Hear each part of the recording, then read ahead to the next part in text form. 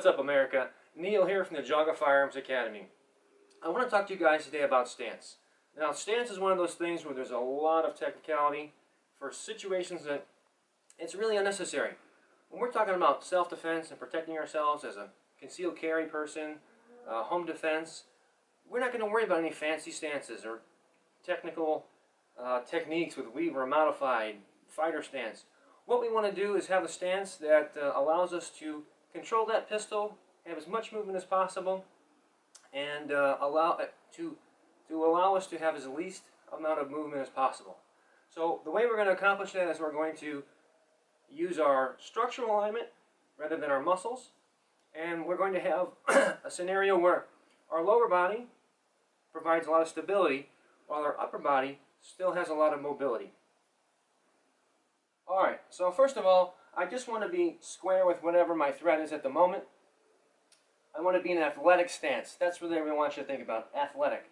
I want you to be able to move. If I were to come in front of you right now and I was to push you or apply force, you wouldn't stand like this. I see so many times shooters at the range, they start shooting, and they end up back here. Obviously this is no good.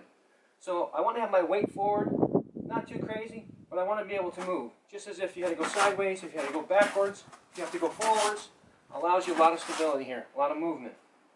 Now the second thing, like I said earlier, instead of trying to use our muscles, what I want to use is my structural alignment.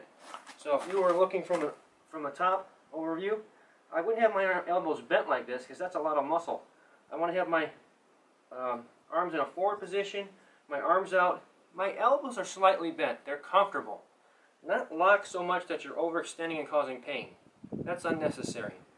Just a nice, comfortable hold. Think of it as this. If I were going to do a push-up and my hands were very close together, I wouldn't want my elbows flared out because that would be all strength. Whereas if I have my arms extended, I'm using my structural alignment. So the same thing applies.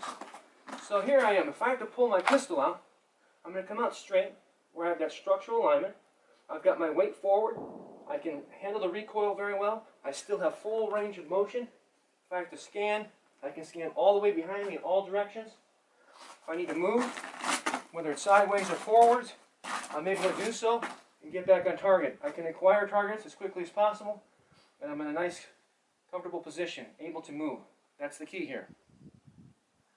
Alright guys, to wrap this whole thing up, once again for stance, don't get caught up in the technicalities of it. You want to be able to have mobility, you want to be able to use your structural alignment. I have another video on how to grip the pistol properly, so at least now we can put those two together. You can achieve a proper grip, and you can have a proper stance. That's going to put you in the best position possible for a self-defense scenario. Hopefully this helps. If you like what you see, please go ahead and subscribe. Like the videos if you like them. And always, remember, it's always better to be judged by 12 than carried by 6.